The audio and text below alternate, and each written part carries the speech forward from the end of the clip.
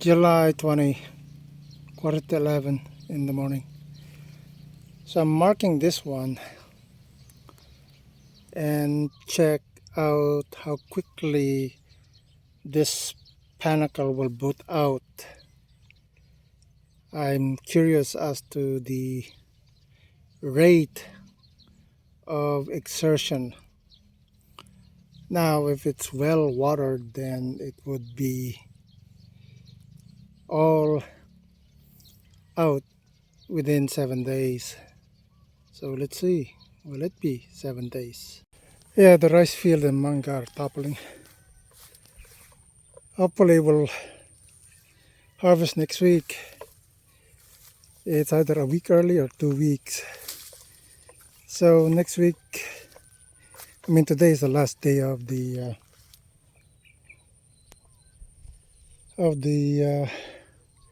week 29. So next week is week 30,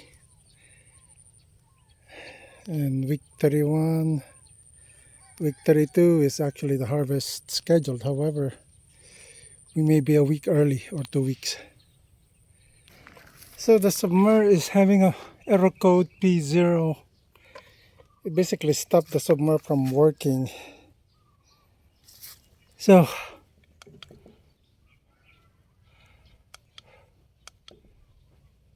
everything is 0, of course. So I'm gonna turn it off and then turn it on. I gotta figure out what's with the P0. It's really a disturbance because you have to come here and check it out to make sure everything is working. It's another challenge. Something's wrong with the bore well, I think. Or after a week of this submer running, it's running into a bit of a problem. So I think it's overheating. July 21, 3:30 in the afternoon. So we are finally feeling the effect of the LPA east of the Philippines. So it's good and bad. It's good that it's mostly good that don't have to pump water out of the well. Slightly bad because we're at that point where we are going to harvest. So it's that timing. It typically happens like this. Past July, there's a big rain coming in. I noticed that in the past, and then it tapers off end of July, and it's kind of sunny for a couple of weeks in August. So typical pattern that I've noticed the past 5 years. So that's how it is. 22nd July, 6:30 in the morning. So with that cyclone passing by the east of the Philippines, it brought or bringing precipitation. So let's see here. Is the rice field flooded? Yeah, there's water, liquid on the rice field.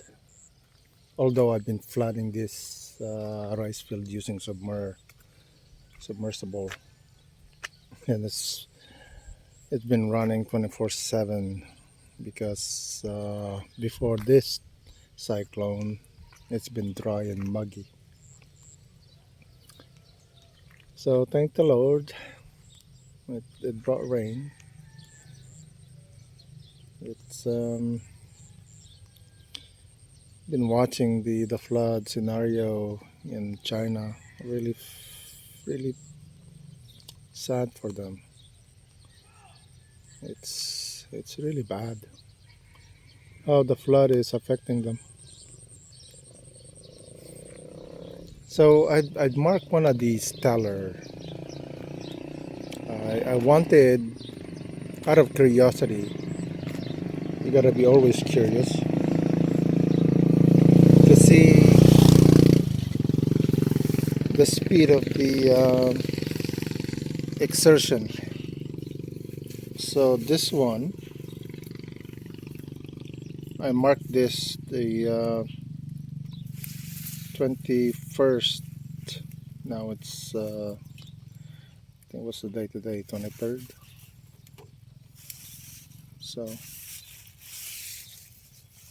and it actually within 3 days, 21st, 22, 23 now. 3 days it booted out completely. So now in this year there will be late tellers. So early tellers, okay, early tellers would completely boot out within 7 days. So according to the document, the later teller, the one that comes behind this first teller, their panicle exertion will slow down depending on the how the field is flooded, and that typically how it works. As the days, especially when it's hot, as the days uh, traverse over the week, the field begins to dry out, and the hill actually feel that. They react to the dryness of the earth, and so once they see that, once there's no liquid in the ground, the speed of this exertion will slow down. So the fact that this booted out within 3 days really is rapid. So I mean that's how long is this thing? Let's see. This is about 9 inches. So 9 inches. So let's see, 3 days. So 3 inches per day basically is the speed or rate by which this comes out. And of course, the late tellers and dry ground would slow down these late blooming teller. So the idea is ensure that the earth is wet during the panicle heading phase. Like, okay, what is heading? Well, this thing is about ready to come out. So panicle initiation heading. See how you can see the panicle here. So that's heading. So now since it's been wet, actually now that I see that, I'm gonna mark this and come to see it again tomorrow, how quickly that will head out. So 3 inches per day is the rate if the earth is wet, less if the earth is not wet. Now with the weather like this, and they're going into the flowering stage, they come out and then they begin to flower. Once they flower, they get pollinated. The impact of the rain, the liquid impacting on the flower, will impact the yield. So precipitation is good. It's challenging when the precipitation happens during pollination. So again, precipitation is God's. He controls that. So, which is better? No rain and pollination, and the earth is uh, uh, dried out, cracking. Rain, pollinating, and the earth is wet. What is better? It's up to a person to decide what is better. For me, it's a wash. It is what it is. You get what you get. It's interesting life. This termite hill has been bugging me. And with the rain, it should be wet enough for me to disassemble the mound. Just the satisfaction of getting rid of the termites. I'm not sure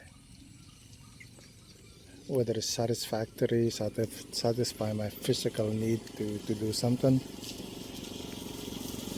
So let's see. I'm going to disassemble it. That took a while, and then I did that. The termites is beginning to create a new mound there. So hopefully they won't return. That I have to tear them down again. So I don't like termites. They're such a hassle to remove. They get in the way of things. So here's the cow again that returned. Like so the rope. King kanya ate baka. Kaya pa ngay damot ti kasta na kang kanang damot ti pagay ka oh. Ay, di yung nga kikitaan ti baka yun ay. Uy, namok. Nya ti barbaro nga rope. Madia. So I'm here in Manga. Really ripening. And there's about an inch of water on the paddy rice. Inch or two. Less than two. So it's been collecting water. So I didn't have to use the submer.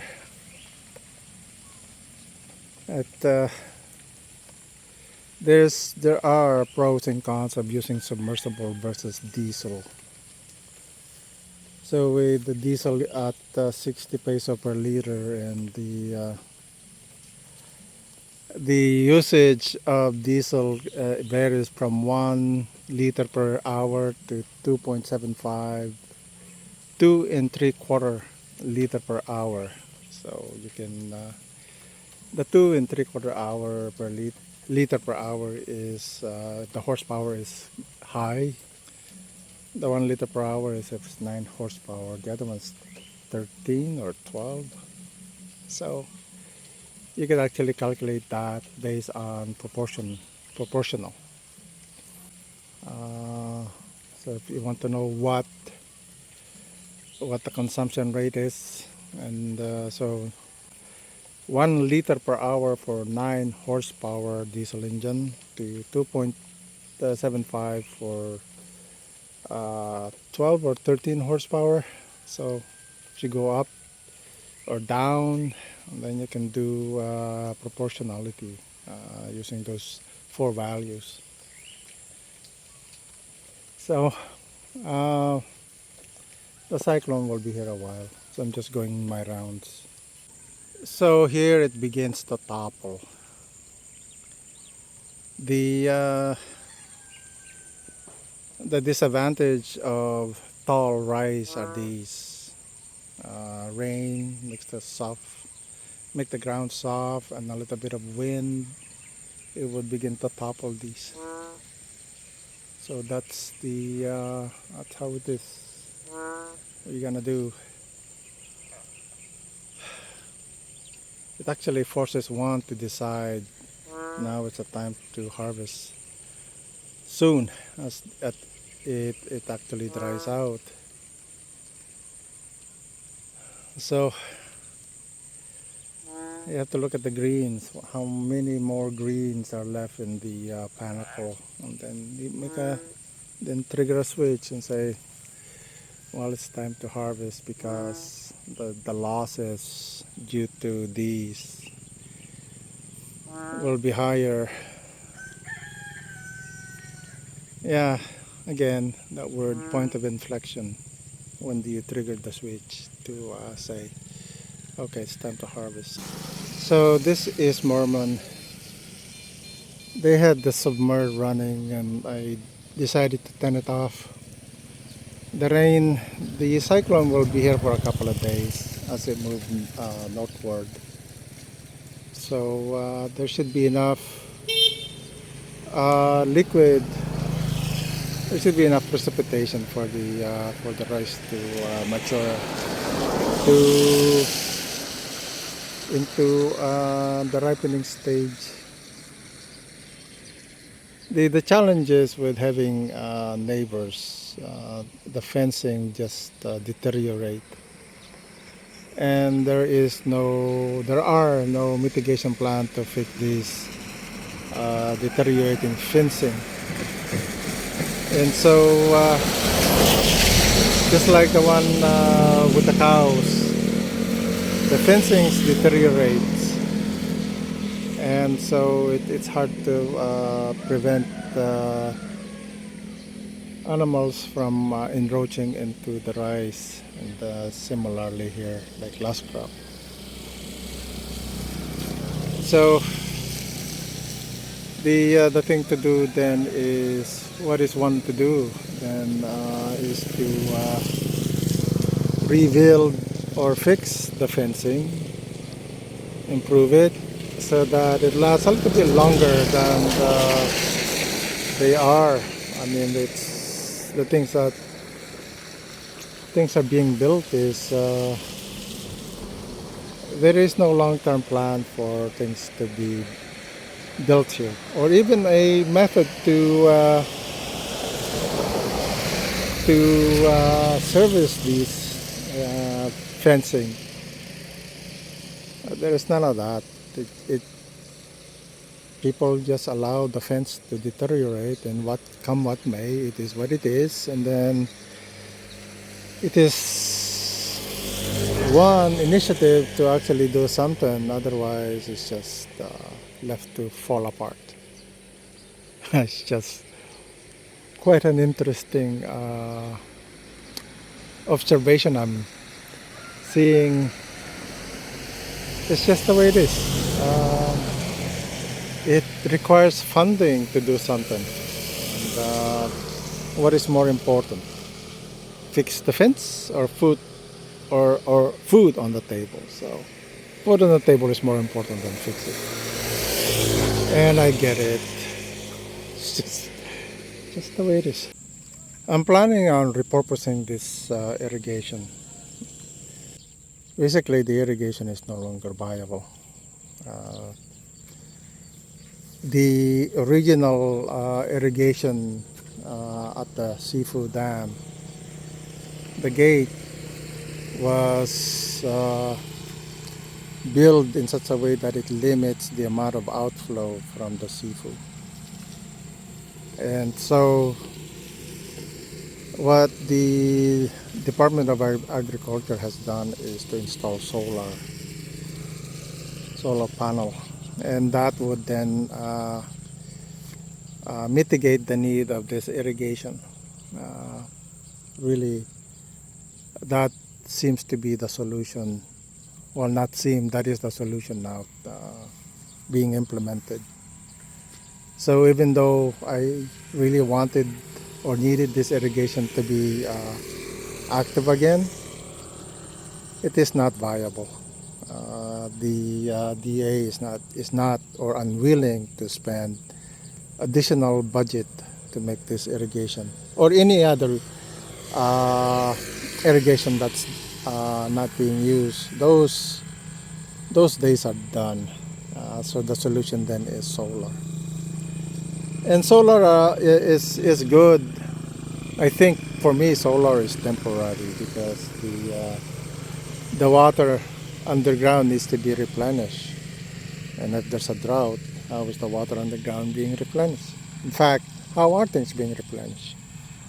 So that will be a concern for the future when the underwater level, the water underground is mitigated. How would the farmers then have water to flood their field? And from what I see, there is no solution to that being presented or even factored in or considered. What happens when there's no more water underground and then you have subsidence? So those are the challenges I'm looking into. How do have water when there's no more water to be had? So this is the macho. So they're booting out now.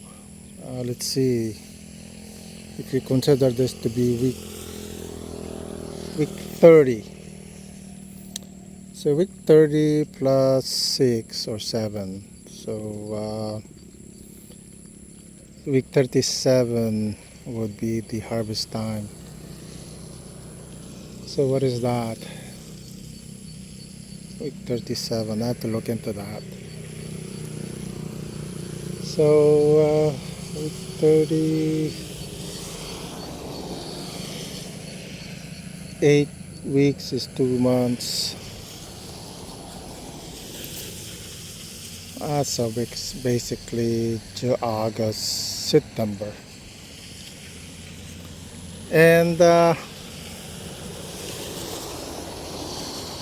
I hope that it's not going to be, oh well, one can hope and pray.